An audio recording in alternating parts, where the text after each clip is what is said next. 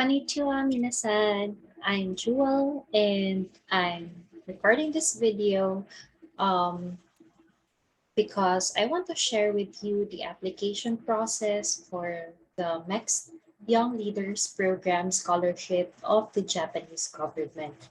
So this is from a context of a Filipino applicant and recipient of the scholarship.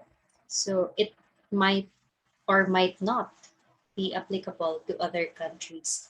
Since this scholarship is also offered to other countries in Asia, and um, and the screening process might be somewhat similar, or there might be other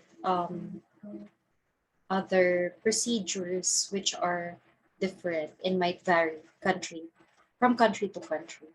So I'll be sharing with you the general application process here in the Philippines for the YLP program, the timelines, what you need to know, and what you need to expect as an applicant. And I hope this video will really help you in your application process, just like how you other blog posts from the Filipino scholars, alumni that I have read when I was doing my application as well. All right, so let me share with you the Young Leaders Program scholarship. So I first came to know of the YLP scholarship when I saw this call for application in the website. No, not the website, the Facebook page of the Embassy of Japan in the Philippines. They shared about this call for application and then the instruction to contact the recommending authorities. So this is quite the unique part of the process as compared with the other scholarships, like the undergraduate scholarship and the research scholarship, where all of the documents or the application um, will be sent to the embassy. But for YLP, this will be forced through first to the screening authorities or the recommending authorities. So as you can see here, there's already a note that applications for the 2022 YLP are now closed. What the objectives of the YLP is, the criteria to qualify for the program, and then the instructions on how to apply. It says here that all YLP applications must be coursed through the specific recommending authorities for each course. For each course, because there are a lot, or specifically, there are 4 courses offered for the YLP, not just the MBA to which I applied to. There is also law, School of Government, and School of Local Governance. In my case, since I'm more of in a business track, since my work is finance related, I applied to the business administration course. And the recommending authorities for this are the JCI and the MAP, or the Management Association of the Philippines. So you can see here the links for the guidelines, the application form, the essay questions, the certificate of health, and the recommendation form.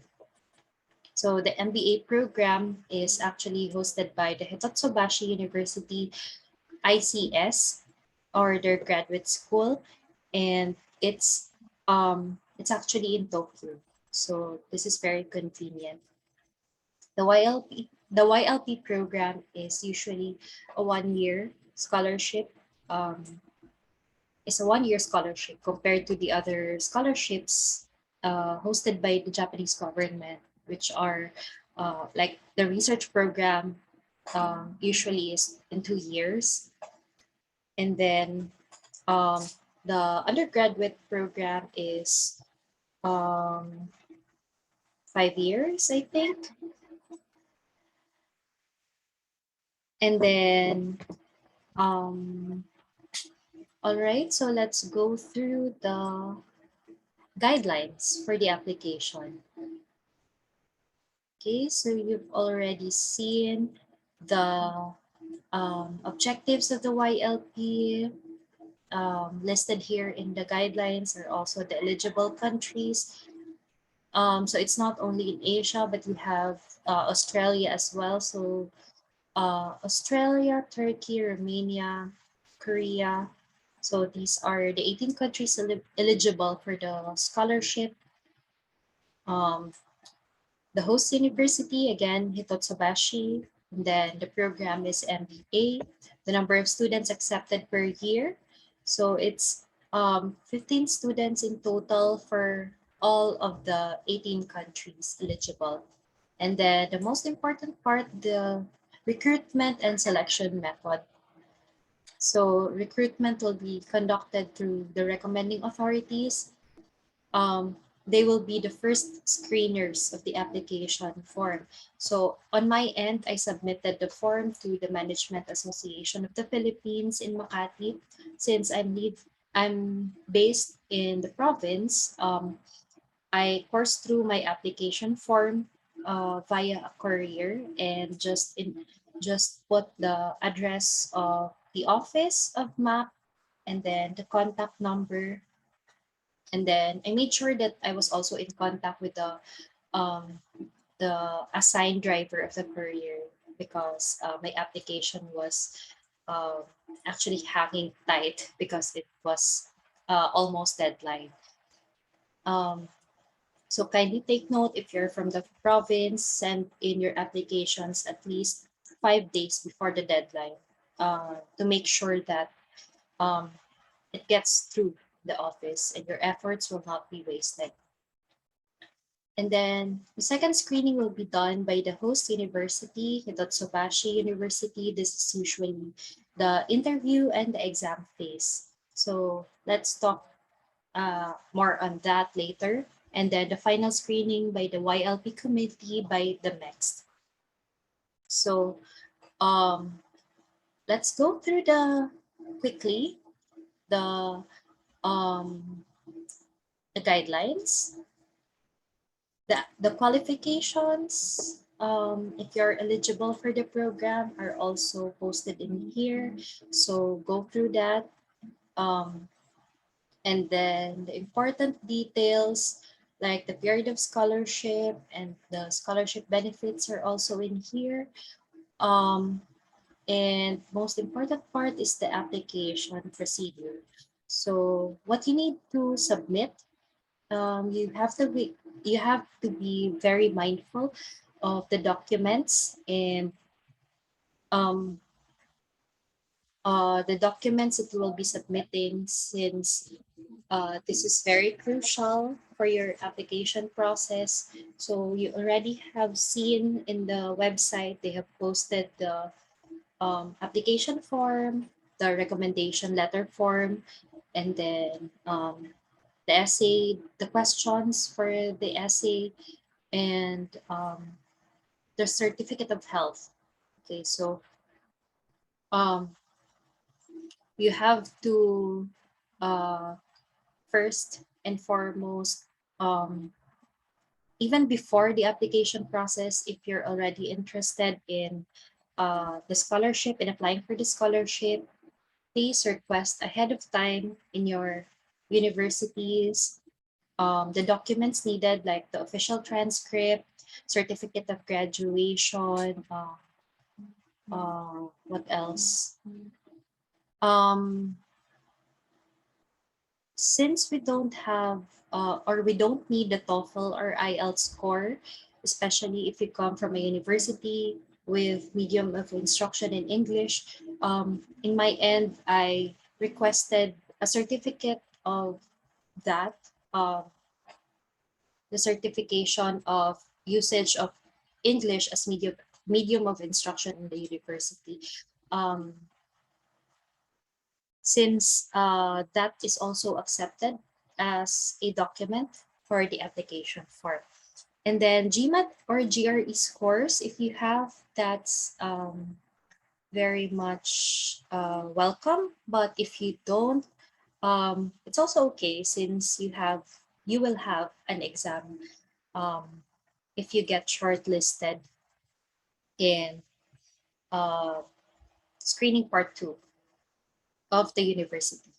Okay, so please take note of all of these and prepare your documents ahead of time. So in my end, I didn't um, have this waiting game in the university, since I already have all my documents prepared ahead of time. So when the call for application was posted, I already have them and just waiting, and I just need to reproduce them for the photocopies, and I only need to take care of my recommendation forms and my medical for the certificate of health, and of course the latest application form and the essays. So that's a tip. Prepare your documents ahead of time. All right. Um, what else? What else? Please take note of these notes, footnotes in here. You have to follow the instructions very clearly. Like, for example, this is a minor note, but this is very important. You have to write numbers 1 to 11 in the items of your application form, so they would know which document is which. Okay. And what else? These are just some other notes, the MBA curriculum. Okay, so that's about it for the application, the first screening. And then, so once you have submitted your application form to the recommending authority, you will need to wait for at least, I think it's about 3 months on my end. I submitted the application form in November last week, and then I haven't heard from the recommending authority. They won't give you a heads up if they've received your application form. They won't also give you any notification at all. So it's really just a waiting game. But on my end, so that's the like general rule. But if you have like documents which are not accepted by the embassy, since MAP or the recommending authorities will be sending your documents to the embassy for review, and um, since the embassy will be screening it also before sharing it with the university, they will check everything if these are allowed or not. So on my end, I received an email from the university back in January. So that's uh, maybe after a month and a half of sending my application, just right after New Year's, I received a notification from them if I can resend some recommendation letters. And so I did. And then it's a waiting game again. I heard from them in March first week, letting me know that I was shortlisted and I was to go through the interview and the exam. So this is now the second screening by the host university. So Hitotsubashi University will be conducting the exam. They will also be proctoring it, and then a professor from the university will be conducting the interview.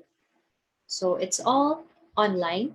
Um, Previously, I think the exam was conducted in the Japanese embassy in Manila, but right now they're doing it virtually.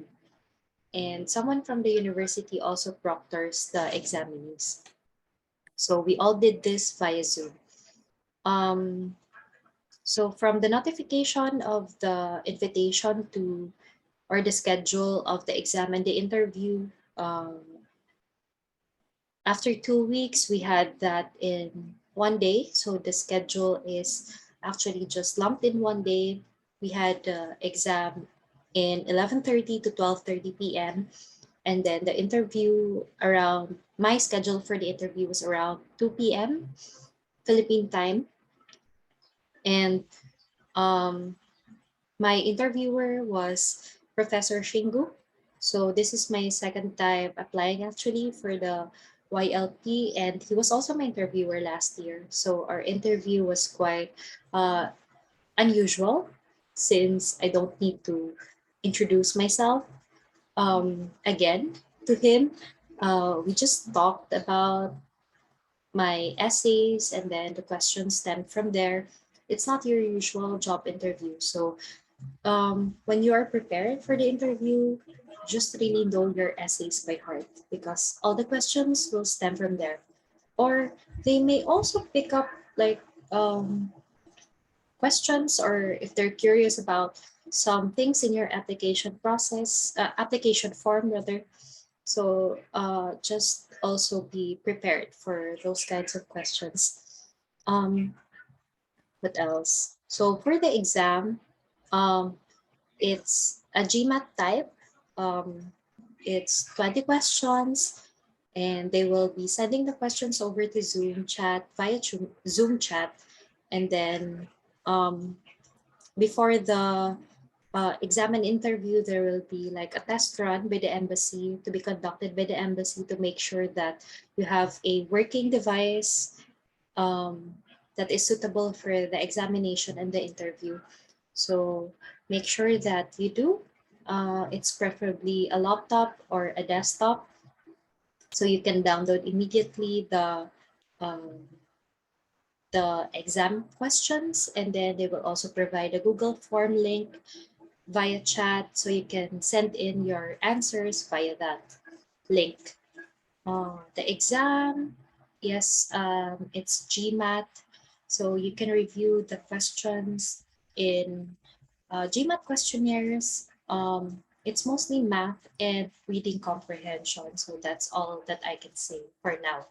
But that was in my batch. I'm not sure in the upcoming batches on what kind of exam will it be, but it's most basically a GMAT format type of examination, since that's the usual um, entrance exam type conducted by MPA schools. Okay, so at the end of my interview, I asked Professor Shingu, when should we expect to hear from the embassy for the exam, for the scholarship results rather. And then he told me that we should be expecting it around late May or early June. But we haven't heard back from the embassy yet.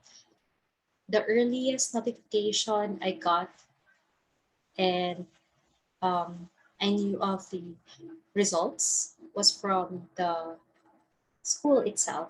So on the last day of May, I received an email from the Hitotsubashi University MBA prep um, email on congratulating us from our congratulating us on the acceptance to the scholarship and things to know about living in Japan, what our scholarship benefits are, and then some other things about living accommodations as well. So right now we are still in a waiting game, game again to just be formally notified by the embassy. They told us that they usually send out the notifications like mid to late June, but we have already been receiving instructions from the university right now on how to set up our um, online Canvas account, which is a portal used by the university, and some other things that we should be taking note as well. So that's how I actually got to know of the results. So um, we're just waiting for the very official acceptance letter coming from the embassy. But I hope that this video helps, and I wish you good luck and God bless in your application process. If you have more questions regarding the process, regarding the application um, documents, anything about this topic, please comment down on this video link and I'll go back to it when I can. I'll be sharing for the next videos, I'll be sharing with you maybe the timeline, the overall timeline, what happens after acceptance into the scholarship. So that would be a video which is, I think, a quarter from now. So bye for now, and thanks for listening and watching. Bye.